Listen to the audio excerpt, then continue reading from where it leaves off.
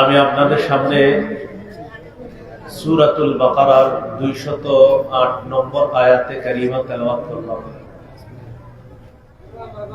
এই আয়াতে আল্লাহ তাআলা বলেন, হে ঈমানদারগণ, তোমরা পরিপূর্ণ রূপে ইসলামে প্রবেশ করো, শয়তানের পদাঙ্ক অনুসরণ করো না। শয়তান তোমাদের প্রকাশ্য শত্রু, প্রকাশ্য দুশমন। তাহলে আল্লাহর আদেশ হলো তোমরা ইসলামে পরিপূর্ণ রূপে প্রবেশ করো। এখন আমরা ইসলামে পরিপূর্ণ রূপে প্রবেশ করেছি কিনা এটার জন্য দেখতে হবে আমাদের মাঝে মৌলিক 5টি আলামত আছে কিনা। এই 5টি আলামত যদি আমাদের মাঝে থাকে, বোঝা যাবে আমরা পরিপূর্ণ রূপে ইসলাম পালন করতে চাই। কয় আলামত? 1 নম্বর আত্মসমর্পণ, 2 নম্বর আলামত ইখলাস, 3 নম্বর আলামত বিশুদ্ধ আকীদা, 4 নম্বর আলামত উত্তম চরিত্র, 5 নম্বর আলামত লেনদেনে স্বচ্ছ থাকা। তো আমরা দেখবো এই 5টি আলামত আমাদের মাঝে আছে কিনা। 1 নম্বর আলামত আত্মসমর্পণ। আত্মসমর্পণের আরবি হলো ইসলাম, ইসলামের বাংলা হলো আত্মসমর্পণ করা। এর মানে হলো আল্লাহর যত আদেশ নিষেধ আছে এগুলোর সামনে নিজেকে ঝুঁকে দেওয়া, সঁপে দেওয়া, মাথা নত করা। সূরা বাকারার 131, 132 এই 2 আয়াতে আল্লাহ তাআলা বলেন, ইয ক্বালা লাহু রাব্বুহু আসলিম ক্বালা আসলামতু লিরাব্বিল আলামিন। ওই সময়কে স্মরণ করুন যখন ইব্রাহিম আলাইহিস সালাতু ওয়াস সালামের রব ইব্রাহিম নবীকে বললেন আপনি আত্মসমর্পণ করেন। ইব্রাহিম নবী জবাব দিলেন, আমি বিশ্ব জগতের রব আল্লাহর কাছে আত্মসমর্পণ করলাম।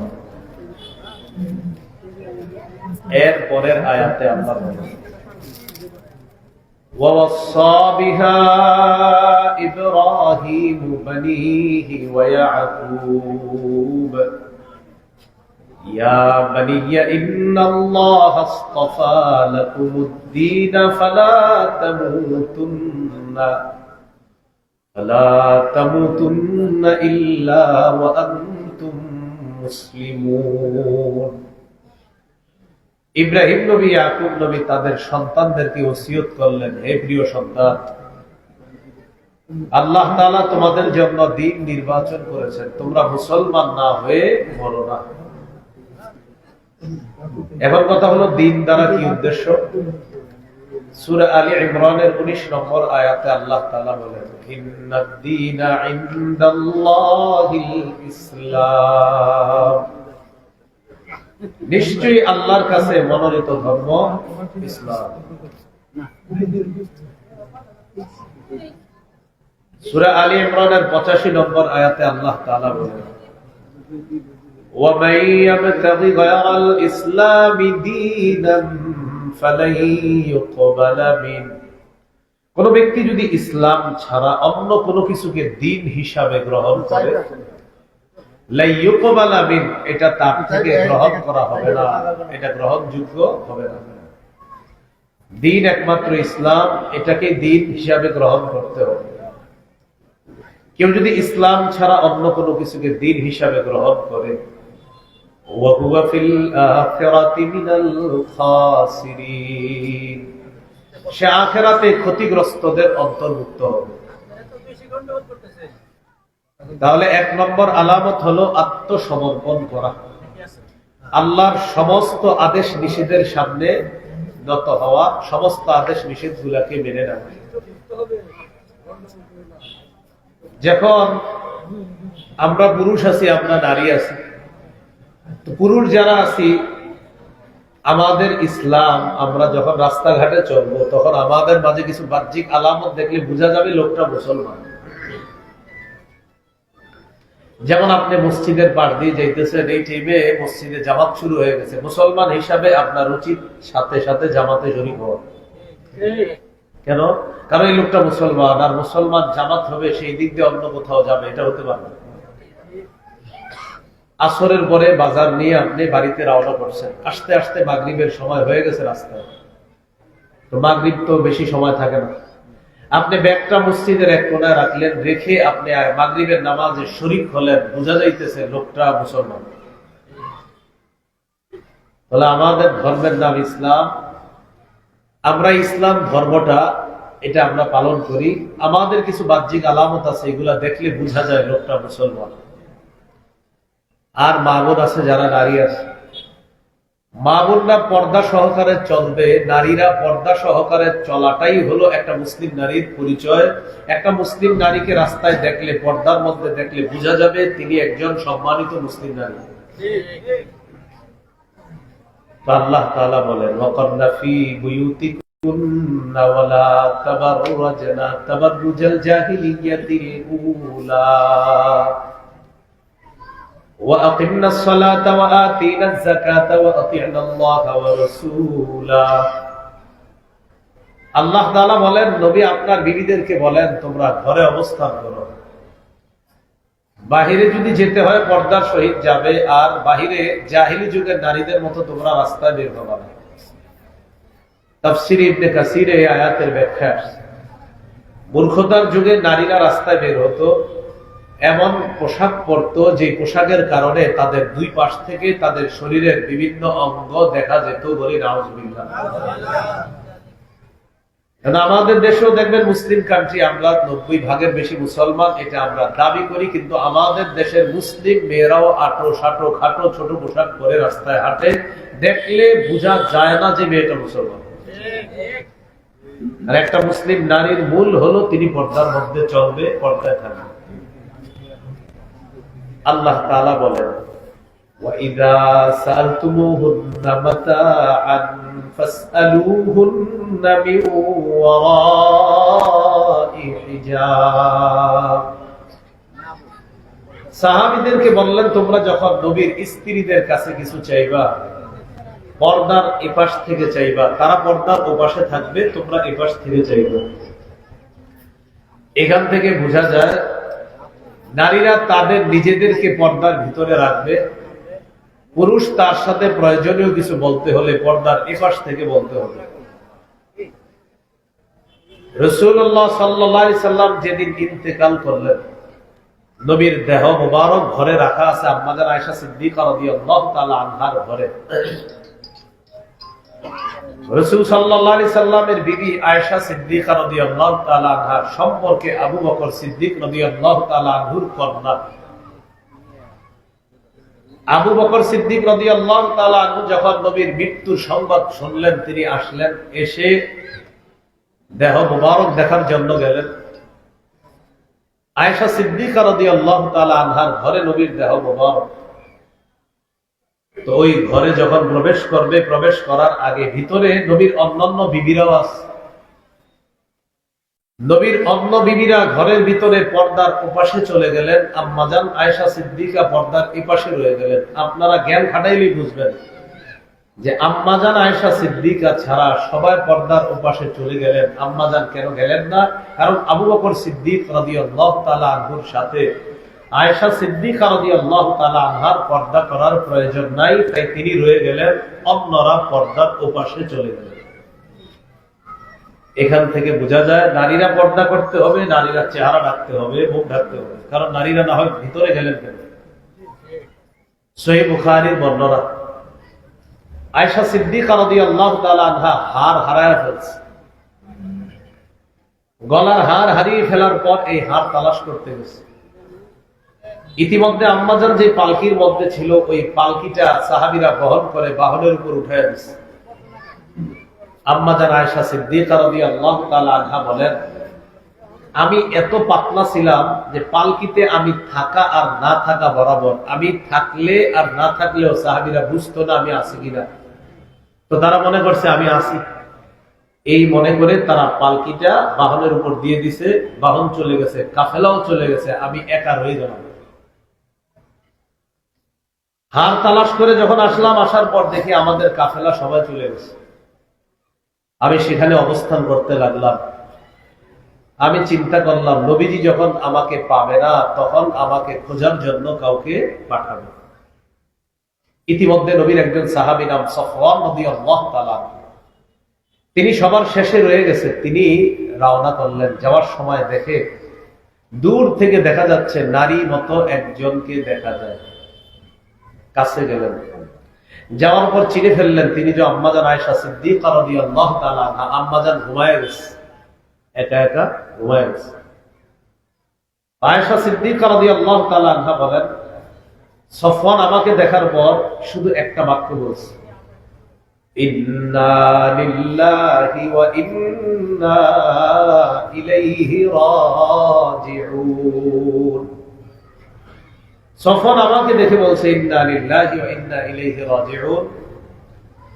এটা ছাড়া সফওয়ান আর কিছু বলে নাই।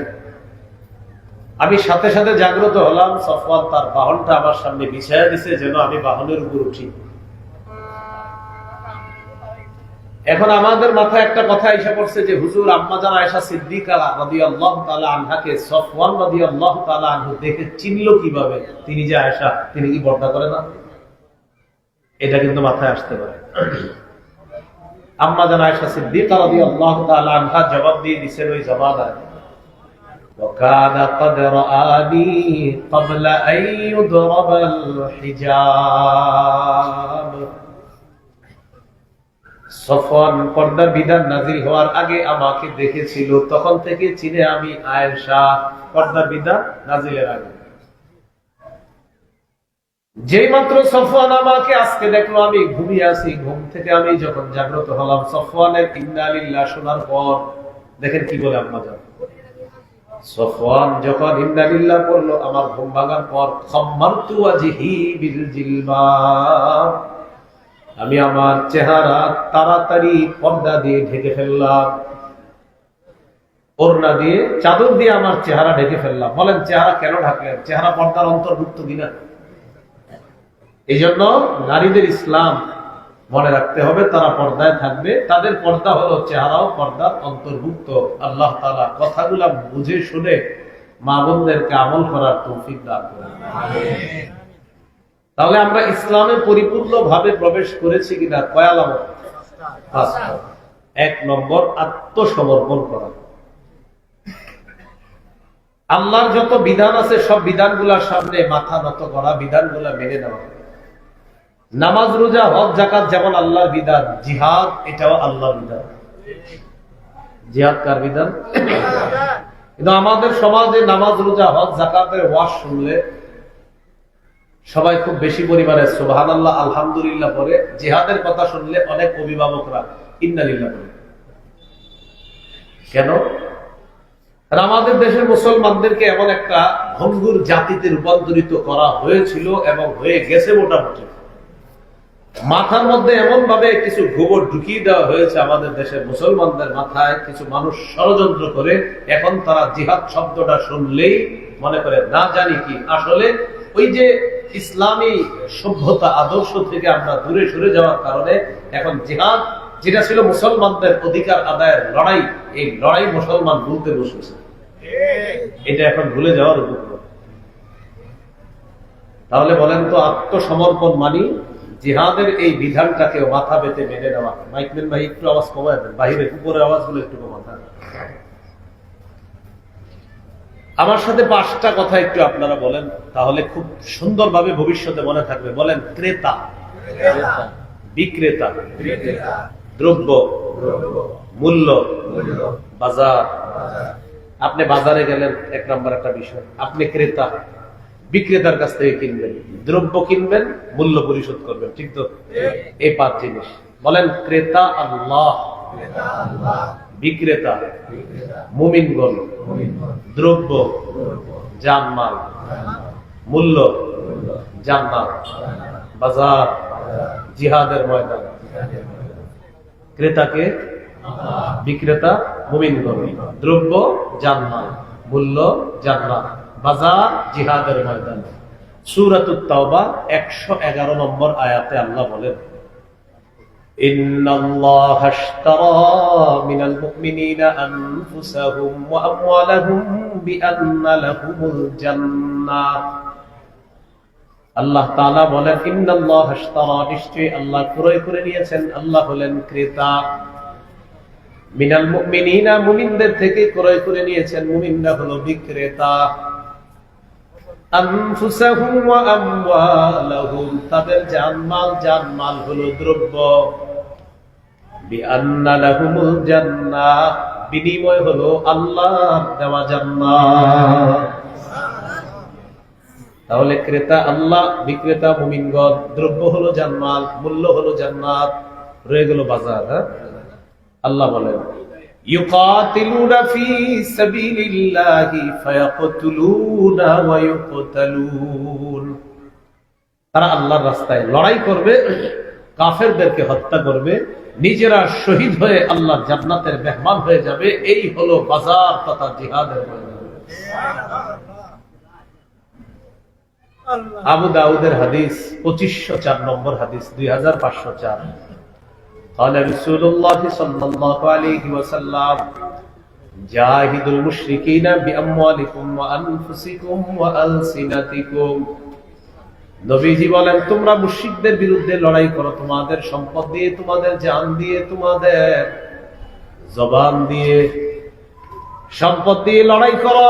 ফিলিস্তিনের মুজাহিদ যারা আছে তাদের জন্য ফান্ড কালেকশন করে তাদের মুজাহিদদের জন্য সম্পদ পাঠানো, ফান্ড কালেকশন করবেন। এই যে মাশাআল্লাহ, এই এলাকা আমি দেখলাম, আমারে রিসিভ করে নিয়ে আসছে অনেক যুবকরা, এরা ফান্ড কালেকশন করতে হবে, সঠিক সোর্সের মাধ্যমে ফিলিস্তিনের মুজাহিদদের জন্য টাকা পাঠাতে হবে। 2 নাম্বার, আনফুসিকুম, জান দিয়ে লড়াই করবেন। জান দিয়ে লড়াই কখন করবেন? এদেশের বিজ্ঞ মুফতি সাহেবরা যখন ফতুয়া দিবে তখন। 3 নাম্বার, ওয়া আলসিনাতিকুম, জবান দিয়ে মুশরিকদের বিরুদ্ধে লড়াই করো। আমাদের বাংলাদেশে 90 ভাগের বেশি মুসলমান, এখন এদেশের গুটি কিছু মুশরিকরা আমাদের উপর আধিপত্য বিস্তার করতে চায়, এদের বিরুদ্ধে লড়াই করতে হবে।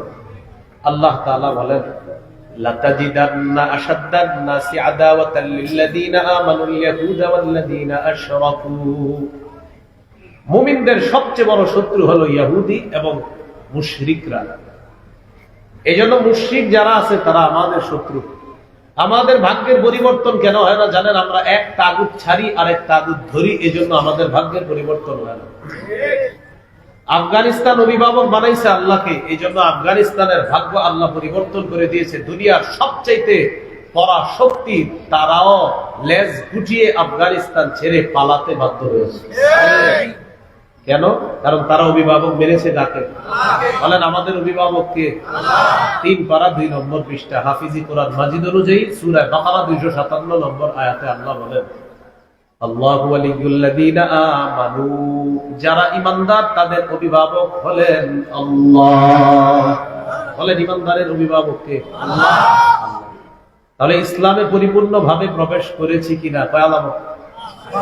1 নাম্বার, আত্মসমর্পণ, আল্লাহ সব হুকুমের সামনে মাথা নত করা, আল্লাহ সব আদেশ নিষেধগুলা সন্দেহ ছাড়া, প্রশ্ন ছাড়া মেনে নেওয়া। আল্লাহ তৌফিক দান করেন, আমিন। তাহলে জিহাদের বিধানটাও কার? তাহলে আমরা এই নিয়ত রাখবো, আল্লাহ যদি কখনো জিহাদ ফরজ করে সবার আগে আমি যাবো ইনশাআল্লাহ। আর যদি জিহাদের নিয়ত না থাকে তো মুনাফিকি মৃত্যু হবে। সহিহ মুসলিম 1910 নম্বর হাদিস, 1910। قال رسول الله صلى الله عليه وسلم من مات ولم يغزو أو لم يحدث به نفسه مات على شعبة من النفاق। নবীজি বলেন, কোন মুসলমান যদি মারা যায়, জিহাদ করলো না অথবা জিহাদের সংকল্প করলো না, মাতা আলা শু'বাতিন মিনান নিফাক, এই ব্যক্তি মুনাফিকি মৃত্যুবরণ করলো, নাউযুবিল্লাহ। আবু দাউদ 1449 নম্বর হাদিস। এই হাদিসের বর্ণনাকারী সাহাবীর নাম আব্দুল্লাহ ইবনে হুবশিগিল খাত্তামি রাদিয়াল্লাহু তাআলা। তিনি বলেন, আন্না রাসূলুল্লাহ সাল্লাল্লাহু আলাইহি ওয়াসাল্লাম সুইলা আইয়ুল আমালি আফযালু ইয়া রাসূলুল্লাহ। নবীজিকে জিজ্ঞাসা করা হলো, হুজুর, আল্লাহর কাছে শ্রেষ্ঠ ইবাদত আমল কোনটা? নবীজি বললেন, তুলুল কিয়াম, লম্বা সময় নামাজে দাঁড়িয়ে থাকা, লম্বা সময় নামাজে দাঁড়িয়ে থাকা। তাহলে জোহরের আগের 4 রাকাত সুন্নত 3.5 মিনিটে, জোহরের আগে 4 রাকাত সুন্নত। মসজিদে ঢুইকা দেখে জোহরের এখনো মাত্র বাকি আছে 2 মিনিট। কয় মিনিট? এই টাইমেও সুন্নতে দাঁড়া। আচ্ছা বলেন তো উনি 2 মিনিট 4 রাকাত কিভাবে পড়বেন? না, হ্যাঁ সম্ভব, দেখাই দিবে আপনার, হ্যাঁ আপনার দেখাবে শেষ করেছে। বুলেটের গতিতে আপনি পাশে বসে থেকে দেখবেন, যে লোক এরকম দাঁড়ায় না পাশে বসে, বসার পরে দেখবেন উনি এরকম করে রুকু থেকে, মানে কি বুঝাইছে জানেন? সুবহানা রাব্বিয়াল আযীম, এই বাক্যের সিন হলো একবার। সুবহানা রাব্বিয়াল আযীম, দেখেন পুরো বাক্যের সিন অক্ষরটা কয়বার? একবার। সুবহানা রাব্বিয়াল আযীম। তো উনি দেখেন মানে সু সু 3 বার, মানে উনি যেহেতু সু বলছে তার মানে সিন অক্ষরটা তো পুরো বাক্যে আছে একবার, আর 3 বার সু মানে অর্থাৎ উনি এই 3 বাক্য বলে ফেলছে। তাহলে দেখেন সুবহানা রাব্বিয়াল আযীম, সুবহানা রাব্বিয়াল আযীম, সুবহানা রাব্বিয়াল আযীম। আপনি পাশে বসে শুনবেন আল্লাহু আকবার, শেষ, খালাস হয়ে গেছে। এটা আল্লাহর সাথে তামাশা করা। বলেন নাউজুবিল্লাহ। কি কাল আসতেছে, মানে কি কাল এখন হবে? শীতকাল। শীতকালে রাতের বেলা একটু তাহাজ্জুদ পড়ার চেষ্টা করবো সবাই, বলেন ইনশাআল্লাহ। সহিহুত তারগিব হাদিসের একটা কিতাব, এই কিতাবের 630 নম্বর হাদিস। এই হাদিসের মধ্যে আসছে রাজুলুন কামা ফি লাইলাতিন বারিদাতিন মিন ফিরাশিহি ওয়া লিহাফিহি ওয়া দিসারি। এক ব্যক্তি শীতের রাতে তার কম্বল, বিছানা, ল্যাপ ইত্যাদি ছেড়ে লোকটা রাতের বেলা তার জাগ্রত হয়েছে। ফাকামা ফাতাওয়াদ্দা, জাগ্রত হওয়ার পর ওযু করছে। সুম্মা কামা ইলা সালাহ, এরপর নামাজের মধ্যে দাঁড়িয়েছে। কোন নারী পুরুষ শীতকালে রাতের বেলা আরামের ল্যাপ, কম্বল, বিছানা ছেড়ে রাতে উঠে ওযু করে তাহাজ্জুদে দাঁড়িয়েছে। আল্লাহ তাআলা এই ব্যক্তিকে দেখে খুশিতে হাসতে থাকে। সুবহানাল্লাহ। ফেরেশতাদেরকে বলে মা হামালা আব্দি হাদা আলা মা সানাআ, ও ফেরেশতারা, আমার এই বান্দা বান্দি এই মুহূর্তে তাহাজ্জুদ নামাজের মধ্যে কেন দাঁড়িয়েছে? আল্লাহ তাআলা জানে, জানার পরেও প্রশ্ন করছে। ফেরেশতারা জবাব দেয় রাজা মা ইনদাক ওয়া শাফকাতাম মিম্মা ইনদাক, আল্লাহ আপনার কাছ থেকে প্রতিদান পাওয়ার আশায় আপনার দরবারে দাঁড়িয়েছে, আর আপনার আযাব থেকে বাঁচার জন্য আপনার দরবারে দাঁড়িয়েছে। আল্লাহ তাআলা বলেন আ'তাইতুহু মা রাজা, সে যে আশায় দাঁড়ালো আমি তাকে দিয়ে দিলাম। ওয়া আম্মানতুহু মিম্মা ইয়াখাফ, যে ভয় দাঁড়িয়েছে তোমরা সাক্ষী থাকো, সেই ভয় থেকে আমি তাকে নিরাপত্তা দান করলাম। সুন্দরী বিবি আছে যাতে, কি বিবি? সুন্দরী। রাতের বেলা তার সুন্দরী বিবিও আছে, তার আরামের বিছানা আছে। মাজমাউজ জাওয়ায়েদ 2 নম্বর খণ্ড 258 নম্বর পৃষ্ঠা। ওয়াল্লাযী লাহু ইমরাআতুন হাসানাতুন ওয়া ফিরাশুন লাইয়িন, যার সুন্দরী বিবি আছে আর নরম বিছানা আছে। রাত 3টা 4টায় তার ঘুম ভাঙছে, ভাঙার পর দেখে তার বিবি ঘুমায়, আশেপাশে তার সন্তানরা ঘুমায়, এই পুরা মানিকগঞ্জ এলাকাবাসী সবাই ঘুমায়। ওই টাইমে সে চিন্তা করলো সবাই ঘুমাইতেছে, আমার রব তো কখনো ঘুমান না, তন্দ্রা নিদ্রা তাকে স্পর্শ করে না, আমার রব তো দেখতেছে, শুনতেছে, জানতেছে, আমি একটু নামাজে দাঁড়ায় যাই। ওযু করে নামাজে দাঁড়াইছে, পাশে সুন্দরী বিবি আছে, নরম বিছানা আছে, ঘুমার সব সুযোগ আছে, এরপরেও নামাজে দাঁড়িয়েছে। আল্লাহ তাআলা তাকে দেখে হাসে, খুশি হয়, তার প্রতি সন্তুষ্ট হয়ে যায়। তো নবীরে প্রশ্ন করলেন হুজুর কোন আমল সবচেয়ে শ্রেষ্ঠ? নবীজি বললেন তুলুল কিয়াম, নামাজে লম্বা সময় দাঁড়িয়ে থাকে। কিলা ফাআইয়ুস সাদাকাতি আফযালু ইয়া রাসূলুল্লাহ, হুজুর কোন সদকা সবচেয়ে শ্রেষ্ঠ? নবীজি বললেন জাহদুল মুকিল্লি, পরিশ্রমের যে উপার্জনটা, কষ্টার্জিত উপার্জন। রিকশা চালাইলেন, পান দোকানদারি করলেন, চাকরি করলেন, কষ্টের কাজ করলেন, করার পর মাস শেষে আপনি বেতন পাইলেন, অথবা প্রতিদিনের পরিশ্রম করার পর আপনি যে উপার্জনটা পান সেখান থেকে 5টি টাকা আপনি সদকা করলেন। নবীজি বলেন তোমার কষ্টার্জিত সদকা আল্লাহর কাছে শ্রেষ্ঠ সদকা হিসাবে গণ্য হয়ে যায়। কষ্টের উপার্জন এটা আপনি দান করলেন, যা দান করবেন এটা আল্লাহর কাছে শ্রেষ্ঠ। কিলা ফাআইয়ুল হিজরাতি আফযালু ইয়া রাসূলুল্লাহ, ইয়া রাসূলুল্লাহ, কোন হিজরত আল্লাহর কাছে সবচেয়ে শ্রেষ্ঠ? নবীজি বললেন, মান হাজারা মা হারামাল্লাহু আলাইহি, আল্লাহ যা নিষেধ করেছেন এই হারাম জিনিস থেকে যে বেঁচে থাকবে, এটা হলো আল্লাহর কাছে শ্রেষ্ঠ হিজরত। নিষিদ্ধ জিনিস থেকে বাঁচা, এটা আল্লাহর কাছে শ্রেষ্ঠ হিজরত বলে গণ্য হয়। সুবহানাল্লাহ। কিলা ফাআইয়ুল জিহাদি আফযালু ইয়া রাসূলুল্লাহ, এরপর প্রশ্ন করা হলো, হুজুর কোন জিহাদ আল্লাহর কাছে সবচেয়ে শ্রেষ্ঠ? নবীজি জবাব দিলেন, মান জাহাদাল মুশরিকিনা বিমালিহি ওয়া নাফসিহি, যে ব্যক্তি তার মাল এবং জান দিয়ে মুশরিকদের বিরুদ্ধে লড়াই করে, এই জিহাদ আল্লাহর কাছে শ্রেষ্ঠ জিহাদ বলে গণ্য হয়ে যায়। শ্রেষ্ঠ জিহাদ। কিলা ফাআইয়ুল কতলি আশরাফু ইয়া রাসূলুল্লাহ, হুজুর আল্লাহর কাছে কোন শাহাদাত সবচেয়ে মর্যাদাপূর্ণ? নবীজি বললেন, মান উখরিকা দামুহু ওয়া উকিরা জাওয়াদুহু, যে ব্যক্তি জিহাদের ময়দানে শহীদ হয় এবং তার ঘোড়াটাও যদি শহীদ হয়, এই শাহাদাতটা আল্লাহর কাছে শ্রেষ্ঠ শাহাদাত বলে গণ্য হবে। তাহলে কি শিখলাম আমরা? ইসলামে পরিপূর্ণ প্রবেশ করেছি কিনা কয় আলামত? 5। 1 নাম্বার আত্মসমর্পণ, আল্লাহর সব বিধানের সামনে মাথা নত করা, ঝুঁকে যাওয়া, আল্লাহ আপনি যা বলবেন আমি সব মানি, এটা হলো 1 নাম্বার আত্মসমর্পণ করা। আল্লাহ আমাদের সকলকে আত্মসমর্পণকারী খাঁটি মুসলিম হওয়ার তৌফিক দান করুন। আমিন। 2 নাম্বার আলামত বলেন ইখলাস। 2 নাম্বার আলামত কি? ইখলাস। নাসাইর হাদিস 3140 নম্বর হাদিস। এক ব্যক্তি নবীরে প্রশ্ন করলেন, আরাআইতা রাজুলান গাযা ফি সাবিলিল্লাহি ইয়ালতামিসুল আজরা ওয়াদ যিকরা ফামা লাহু ইয়া রাসূলুল্লাহ, ইয়া রাসূলুল্লাহ, আপনার কাছে জানতে চাই, এক ব্যক্তি আল্লাহর রাস্তায় লড়াই করছে, তার উদ্দেশ্য হলো 2টা। লড়াই করার উদ্দেশ্য কয়টা? আল্লাহর কাছ থেকে সওয়াব কামাই করা আর মানুষের বাহবা কামাই করা, মানুষের প্রশংসা করানো। যেমন যে আমি বয়ান করি, এখন আমার টার্গেট হলো আল্লাহ আমার পুরস্কার দিবে, সওয়াব দিবে, এটা একটা। 2, আমার যেন পুরো দুনিয়াবাসী চিনে, এই নিয়ত যদি হয়। একটা হলো আল্লাহ সওয়াব দিবে, 2 পুরো দুনিয়াবাসী যেন আমার চিনে। কিন্তু জানেন আপনি আলোচক যারা, আমি আমারই বলতেছি, আমারও অনেকে পরামর্শ দিয়ে থাকেন আপনাদের মাঝে, হুজুর কি বলেন, এটা তো একটা নাম কাম, আপনি আপনার এইভাবে ক্যারিয়ারটা নষ্ট করবেন, এটারে বলে ক্যারিয়ার। মানুষের হেদায়েতের জন্য আপনি ওয়াজ করবেন, এটার নাম দিয়ে দিলেন ক্যারিয়ার। ক্যারিয়ার মানে ক্যারিয়ার দিয়ে বুঝে আর কি, আপনি অমুক জায়গায় যান, অমুক জায়গায় গিয়ে কথা বলেন, এই করেন সেই করেন, এটা আপনার একটা ক্যারিয়ার না?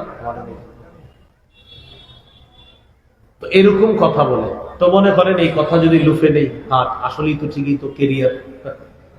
তাহলে এক হলো সব কামাই করা, আর এক হলো ক্যারিয়ার, পুরা দুনিয়াবাসী চিনবে। বাবা রে, লোক একটা।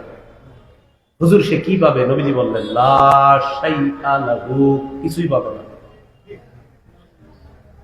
আ'আদাহা সালাসা মাররাত, 3 বার প্রশ্নটা করলেন আল্লাহ নবী, বললেন লা শাইআ লাহু, লা শাইআ লাহু, লা শাইআ লা, সে কিছুই পাবে না, সে কিছুই পাবে না, সে কিছুই পাবে না। আমি আমাকেও বলতেছি, আমি নিজে কি ওয়াজ করতেছি, আমার উদ্দেশ্য যদি থাকে এটা, মানুষ আমাকে চিনবে, জানবে, মানুষ আমাকে বাহবা দিবে, বাবা কত সুন্দর করে আপনি বলতে পারেন, এই নিয়ত যদি থাকে, আল্লাহ নবী বলেন লা শাইআ লাহু, কিছুই পাবা না, কিছুই পাবা না, কিছুই পাবা না। কিন্তু আপনারা বলেন, শ্রোতা যারা এখানে আসছে, আমাদেরও কিন্তু নিয়ত আছে, হুজুর যদি কণ্ঠস্বর সুন্দর হয় তো কিছুক্ষণ বসবো, না হইলে চলে যাবো। এই আপনাদের যে নিয়ত, এই নিয়তের কারণে আপনারা কিচ্ছু পাবেন না। শ্রোতা যারা এই নিয়তে আসবেন যে আলোচক কোরআন হাদিস বললেই হলো, বেটার কণ্ঠ সুন্দর হোক আর যেমন হোক, উনি কোরআন হাদিস বলবে, আমি কোরআন ভালোবাসি, হাদিস ভালোবাসি, এই নিয়তে আমি যাব, বাস ওনার কণ্ঠ যেমনই হোক, উনি আমাদের গ্রামের মসজিদের ইমাম হোক আর উনি হাটাজারি মাদ্রাসার মুতামিম সাহেব হোক, উনি কোরআন বলবে, উনি হাদিস বলবে, বাস এই জন্য আমি যাব। উনি দেখতে কেমন এটা আমার উদ্দেশ্য না, আমার রবের কথা তার মুখে আসবে, আমার নবীর কথা তার মুখে আসবে, আমি এই নিয়তে যাব। আল্লাহ সকলকে সওয়াব দিবেন। সত্যি করে বলে এরকম নিয়ত কয়জন? আয়োজক যারা আছে এদেরকে এলাকাবাসী ধরে, ভাই না না অমুকরে আনেন, এইটা খুব ভালো লাগে না, এটা ওইটা ভালো লাগে না, এরকম বলতে হবে আপনার না। মানিকগঞ্জের ওই মাদ্রাসার মোতামিম সাহেব আনেন, অমুক মোতামিম সাহেব আনেন, অমুক শাইখুল হাদিস সাহেব আনেন, অমুক মুহাদ্দিস সামনে আনেন, ওনার কণ্ঠস্বর থাকা দরকার নাই। উনি আইসা আমাদেরকে কোরআনের কিছু কথা বলবে, হাদিসের কিছু কথা বলবে, বাস উনি আমাদের এলাকার একজন আলেম হোক, কোনো সমস্যা নাই। কোরআন হাদিস বলতে পারলো, বাস তাকে নিয়ে আসেন। উনি ভাইরাল হওয়া দরকার নাই, তিনি পরিচিত হওয়া দরকার নাই, কারণ আমি তো ভালোবাসি কোরআন, আমি তো ভালোবাসি হাদিস।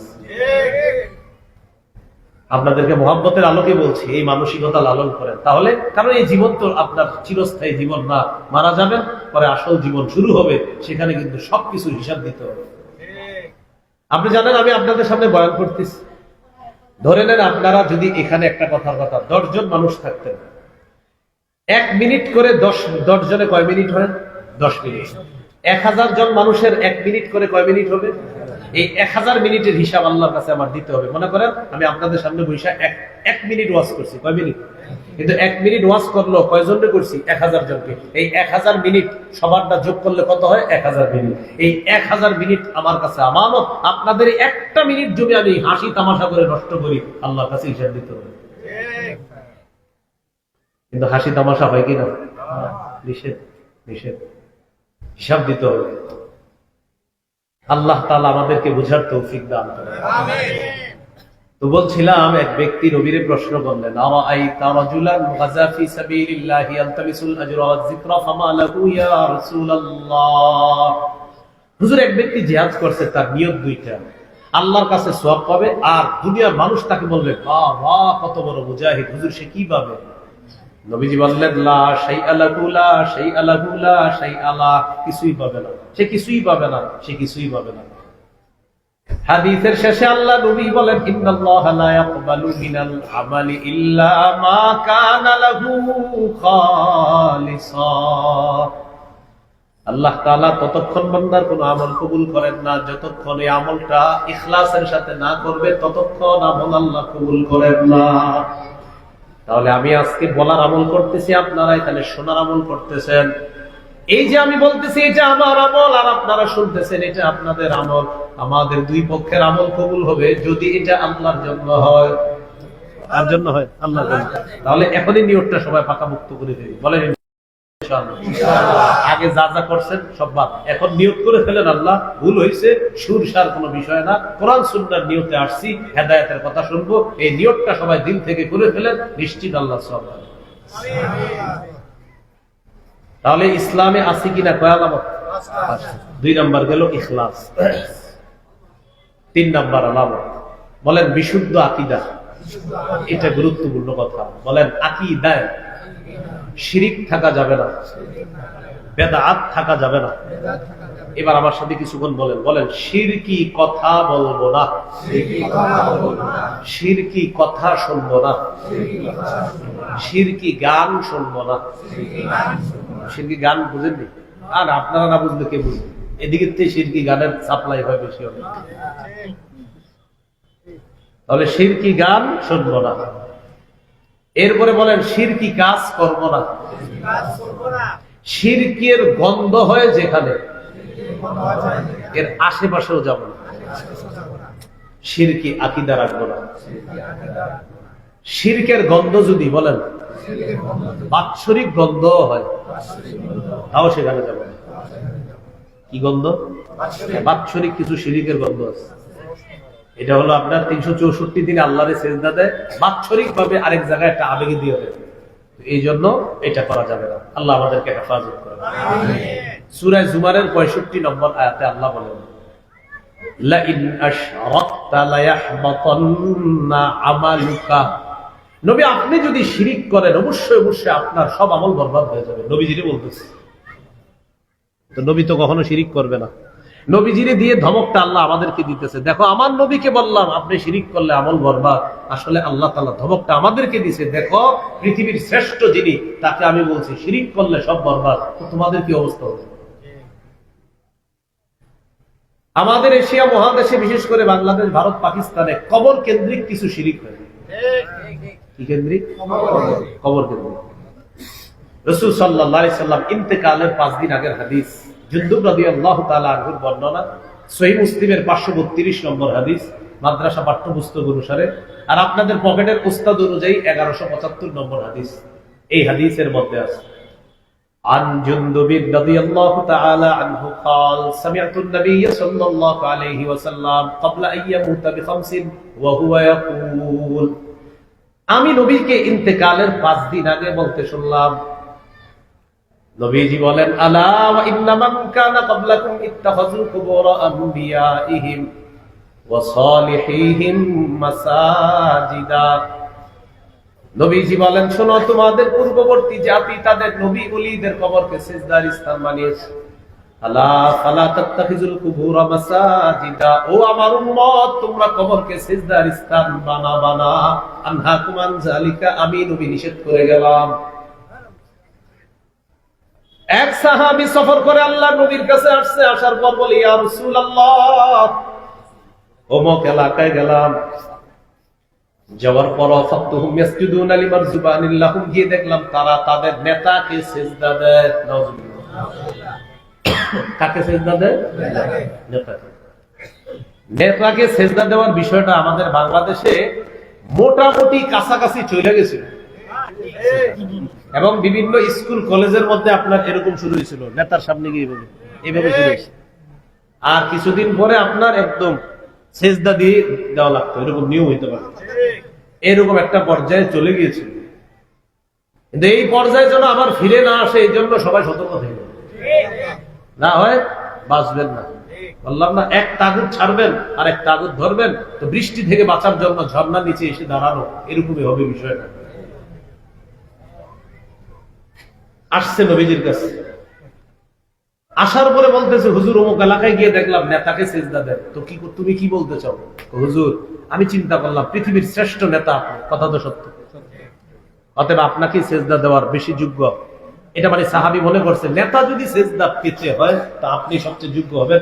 কথা ঠিক আছে, লজিক ঠিক আছে। সাহাবী তো বুঝতে পারে না, এই জন্য এসে বলে ফেলছে। নবীজি বললেন, এখন কি করবা? হুজুর, আমি দলবল নিয়ে আসছি, আপনারে সিজদা দিব। নাউযুবিল্লাহ বলেন। তো নবীজি মাসালা শিখাইয়া দিলেন, আরাআইতা লাউ কুনতা মারারতা বিকবরি আকুনতা তাসজুদু লাহ। নবীজি বললেন, আরাআইতা লাউ মারারতা বিকবরি আকুনতা তাসজুদু লাহ। নবীজি দুনিয়াতে থাকতে বলতেছে, আচ্ছা, আমি ইন্তেকালের পর আমার কবরের পাশ দিয়ে যখন অতিক্রম করবা, তখন কি আমার কবরকে সিজদা দিবা? নবী দুনিয়াতে থাকতে বলতেছে, শোনো, সাবধান, আমি জীবদ্দশায় আছি, এখন আমাকে সিজদা দেওয়া এটাও হারাম, এটাও শিরক। আমার কবর যেখানে হবে এটাকেও সিজদা দেওয়া হারাম, এটাকে সিজদা দেওয়া শিরক। আমার নবী পৃথিবীর শ্রেষ্ঠ নবী, শ্রেষ্ঠ রাসূল, শ্রেষ্ঠ ওলি, শ্রেষ্ঠ পীর, শ্রেষ্ঠ শাইখুল হাদিস, আল্লামা, মুফতি, মুফাসসির, মুহাদ্দিস, যত মানবীয় শ্রেষ্ঠত্ব আছে সব আমার নবীর গায়ে লাগাতে পারবেন আপনি।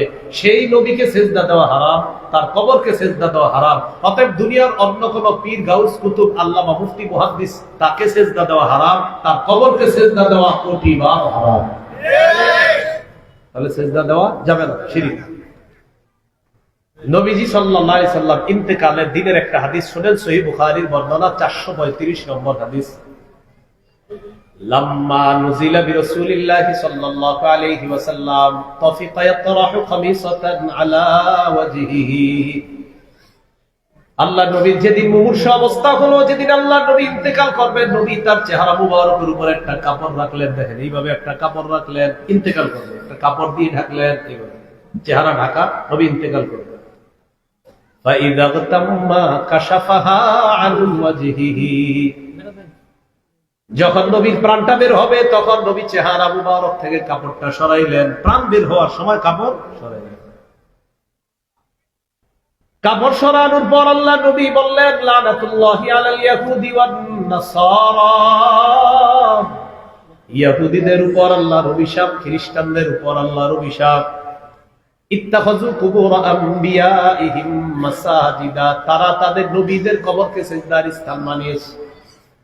ইউহাযযিরু মা সানাউ, আল্লাহ নবী সতর্ক করে দিলেন, সাবধান, আমি ইন্তেকালের পর আমার কবরকে কেউ সিজদার স্থান বানাবা না, আমি নবী সতর্ক করে গেলাম।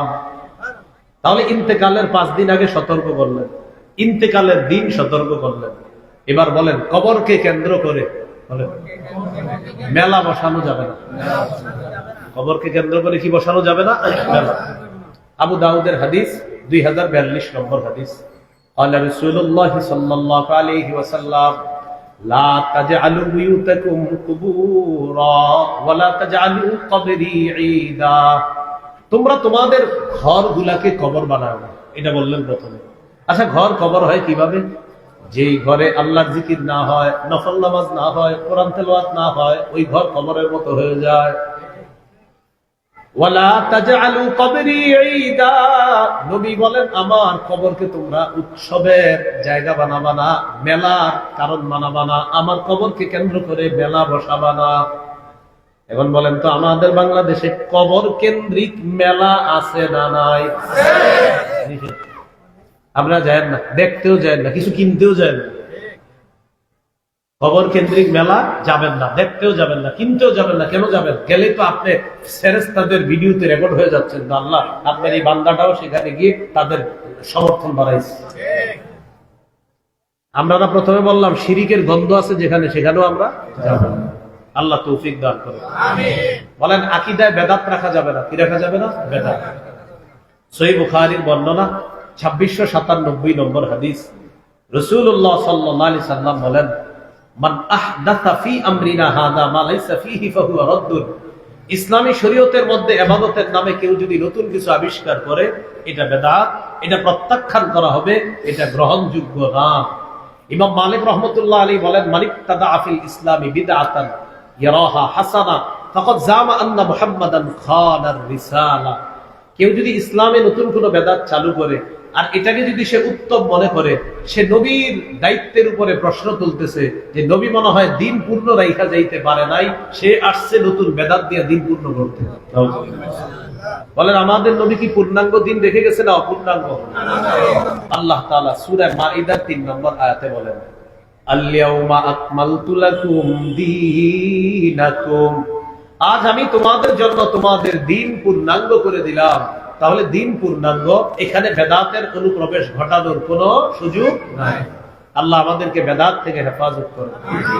হাদিসের একটা কিতাব আছে সহিহুত তারগিব, এই কিতাবের 54 নম্বর হাদিস, قال رسول الله صلى الله عليه وسلم إن الله حجب التوبة عن كل صاحب بدعة حتى يدع بدعته। আল্লাহ তাআলা কোন বেদাতীর তওবা ততক্ষণ কবুল করেন না যতক্ষণ এই বেদাতী তার বেদাত নামক কর্মকাণ্ড থেকে ফিরে না আসে। তার তওবা আল্লাহ ততক্ষণ কবুল করেন না যতক্ষণ সেই বেদাত নামক কর্মকাণ্ড না ছাড়ে। আপনাদের এলাকার কেউ আবেগে শখে একজনকে 2-3 গুন্ডা জমিন দিয়ে দিচ্ছেন, কেন? এখানে বেদাতের আস্তানা বানায় উনি যেন বেদাত সাপ্লাই দেন।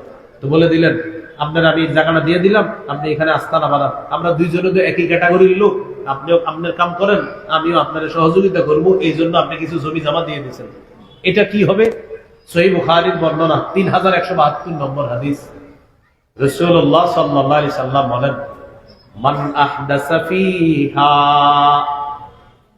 কোন ব্যক্তি যদি ইসলামের মধ্যে বেদাত করে, আও আওয়া ফিহা মুহদিসা, অথবা কোন বেদাতীকে আশ্রয় প্রশ্রয় দেয়, লানাতুল্লাহি আলাইহি ওয়াল মালাইকা ওয়ান নাসি আজমাইন। কোন ব্যক্তি যদি নিজে বেদাত করে অথবা অন্য কোন বেদাতীকে আশ্রয় দেয়, তার উপর আল্লাহর অভিশাপ, ফেরেশতাদের অভিশাপ, সকল মানুষের অভিশাপ চলতেই থাকবে। বলি নাউযুবিল্লাহ। আল্লাহ তাআলা আমাদেরকে বেদাত থেকে হেফাজত করেন। তাহলে কি শিখলাম?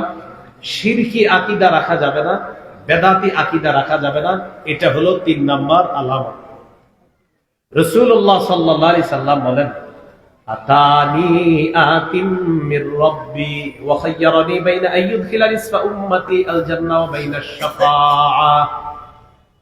এক ব্যক্তি আমার কাছে আমার রবের পক্ষ থেকে আসছে, আসার পর আমাকে 2টি বিষয়ের ইচ্ছাধিকার দিলেন। 1 নাম্বার, আমাকে বললেন, হাবিব আপনি যদি চান আপনার অর্ধেক উম্মত আপনি জান্নাতে প্রবেশ করাতে পারবেন, সুবহানাল্লাহ, অর্ধেক উম্মত জান্নাতে নিতে পারবেন। ওয়া বাইনা আশ-শাফাআ, আর চাইলে আপনি সুপারিশ করতে পারবেন। চাইলে অর্ধেক উম্মত জান্নাতে নিতে পারবেন, চাইলে সুপারিশ করতে পারবেন। 2টা পারবেন না, যে কোনো একটা। কোনটা চান? আমাদের নবীজি বুদ্ধি করে বললেন, ইখতারতু শাফাআ, আমি সুপারিশ করাটা গ্রহণ করে নিলাম। কেন? নবীজি সাল্লাল্লাহু আলাইহি সাল্লাম সুপারিশ করবেন আমাদের জন্য। তো নবী বলেন, ওয়াহিয়া লিমান লা ইউশরিকু বিল্লাহি শাইআ, আমার সুপারিশ শুধু তারাই পাবে যারা আল্লাহর সাথে শিরিক করবে না। যারা আল্লাহর সাথে শিরিক করবে না তারা শুধু আমার সুপারিশ পাবে। ভাই, অন্তরের মধ্যে সরিষা দানা পরিমাণ খাঁটি ঈমান যদি থাকে, বিভিন্ন অপরাধের কারণে জাহান্নামে সাজা ভোগ করা লাগলেও একদিন জান্নাতে যাবে। সহিহ বুখারীর বর্ণনা 44 নম্বর হাদিস। আল্লাহ রাসূলুল্লাহ সাল্লাল্লাহু আলাইহি ওয়াসাল্লাম يخرج من النار من قال لا إله إلا الله وفي قلبه وزن ذرة من خير وفي قلبه وزن شعيرة من خير وفي قلبه وزن برة من خير।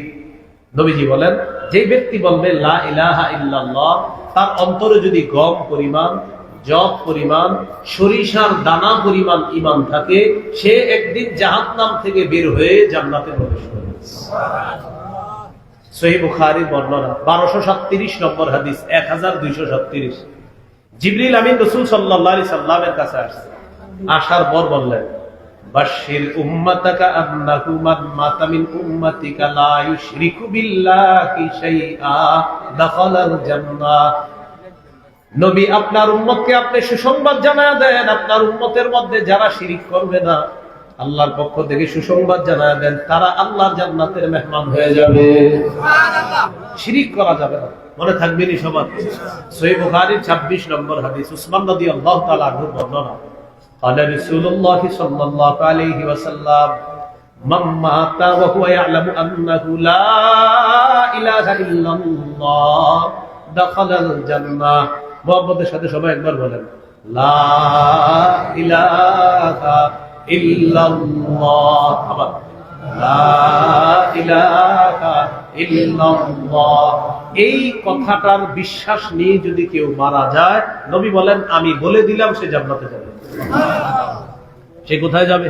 জান্নাতে যাবে। মনে থাকবেনি সবার কথাগুলো ইনশাআল্লাহ। আল্লাহ তৌফিক দান করেন। এখন এটা বাড়ানোর উপায় কি? লা ইলাহা ইল্লাল্লাহ বেশি বেশি জিকির করা। একটু বলি, লা ইলাহা ইল্লাল্লাহ, লা ইলাহা ইল্লাল্লাহ। এই যে বললেন লা ইলাহা ইল্লাল্লাহ, এটা ইখলাসের সাথে যদি বলেন, তিরমিজির বর্ণনা 3592 নম্বর হাদিস।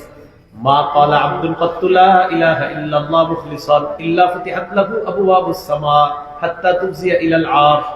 একবার যদি কেউ ইখলাসের সাথে পড়ে লা ইলাহা ইল্লাল্লাহ, আসমানের সবগুলা দরজা খুলে দেওয়া হয়, তার লা ইলাহা ইল্লাল্লাহ যেন আল্লাহর আরশ পর্যন্ত পৌঁছে যায়।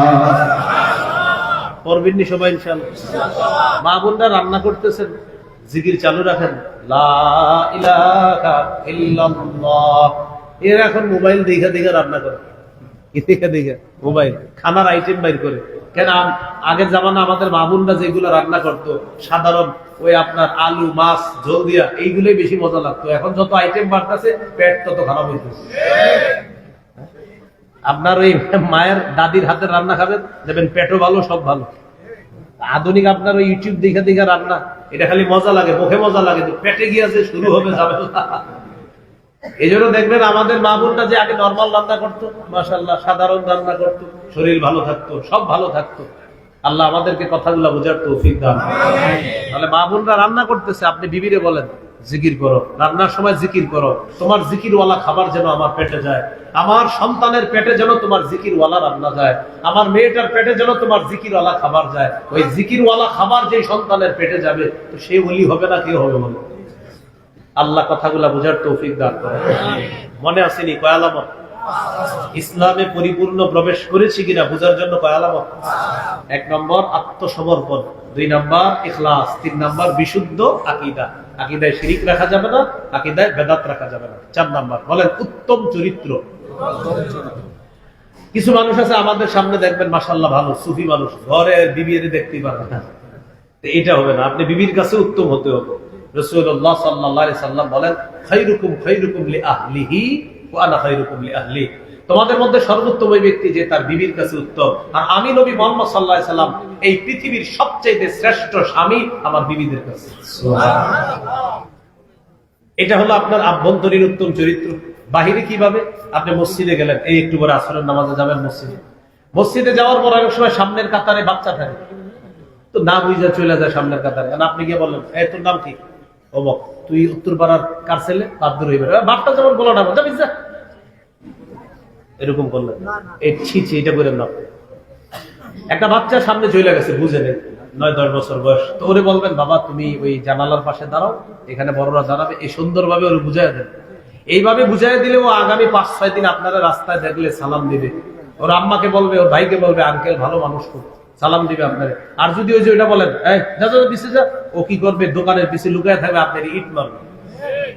এই লোক ফালতু লোক, আমাদের খালি ঝাড়ি মারে, এরকম এদেরকে রাগায় দিয়ে না, তো কিন্তু মুশকিল হয়ে যাবে।